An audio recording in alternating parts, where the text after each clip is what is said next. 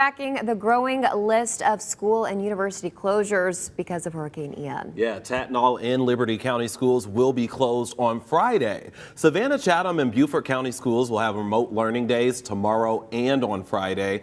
Now, some school districts in our area, they will be closed tomorrow. That includes Long, Ware, McIntosh, and Glenn counties. After-school programs and athletics, those are canceled too. Bullitt County school leaders say they'll make a final decision by 6 o'clock tonight.